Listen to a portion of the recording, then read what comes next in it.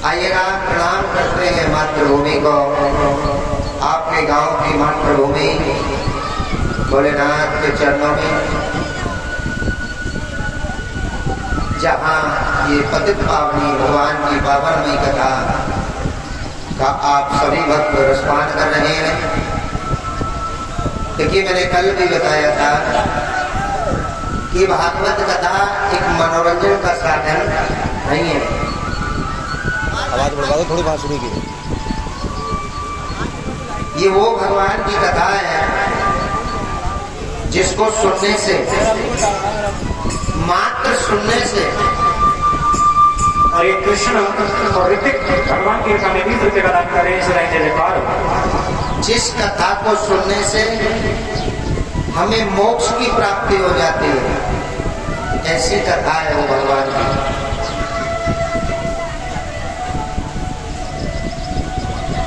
जन्म जन्म मुनियतन कराई और अंत समय मुकुराम न आना।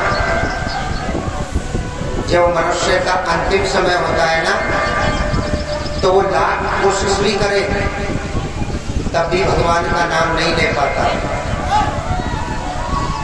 क्यों? कि इस महामोह में ऐसा फंसा हुआ इंसान कि भूल जाता है कि मुझे जहां से आया हूं एक बार वहीं जाना है। लेकिन यहाँ आकर के ये बेटी है, ये बेटा है, ये बहू है, ये पत्नी है, इन सबको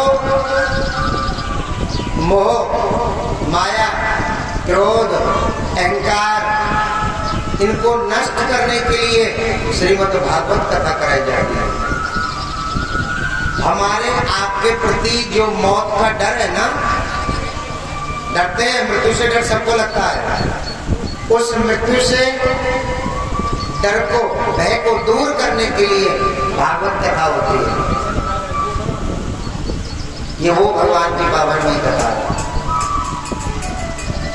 और आप बड़े भाग्यशाली हैं सभी भक्त जो भगवान की कथा का रसपान कर रहे हैं। देखिए, सबसे पहले भागवत कथा किसने सुनाई, किसको सुनाई? नारायण भगवान ने ब्रह्मा जी को सुनाई। सबसे पहले नारायण भगवान ने कहा ब्रह्मा जी से कि आप सृष्टि की रचना करो।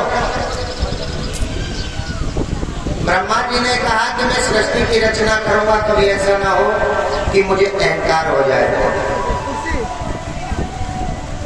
क्योंकि कभी कभी आप भी जानते हो, किसी को अगर हम बड़ा पद दे देते हैं ना, देखिए, अहंकार व्यक्ति में नहीं होता है, अहंकार पद में होता है। अगर कोई सीधा साधा भोला भाला इंसान हो और एक छोटा सा पद ले लो, प्रधानी का पद, तो तुम्हारे घर घर जाएंगे, माताओं के, बहनों के, बुजुर्गों के, सबके पैर छुएंगे, हमें वोट देना, हम तुम्हारे साथ आधी रात खड़े हैं। और जब उनको पद मिल जाता है ना, उनको कुर्सी मिल जाती है, तो फिर वो भूल जाते हैं। व्यक्ति तो वही रहते हैं, लेकिन उनके अंदर अहंकार उत्पन्न हो जाता है। इसी प्रकार ब्रह्मा जी ने कहा कि मुझे अहंकार हो गया, तो भगवान ने कहा सुनो, अहंकार को नष्ट करने के लिए मैं आपको भागवत कथा सुनाता हूँ। इसलिए नारायण भगवान ने, भगवान विष्णु ने ब्रह्मा जी को कथा सुनाई। दूसरी कथा, सनकादिक ऋषि, ब्रह्मा जी के 4 मानस पुत्र थे, उन्होंने 88,000 ऋषियों को कथा सुनाई। सूत जी महाराज ने 88,000 ऋषियों को कथा सुनाई। सुखदेव भगवान ने राजा परीक्षित को कथा सुनाई। और ये दास प्रदीप शास्त्री आपको कथा सुना था, ये वही कथा है।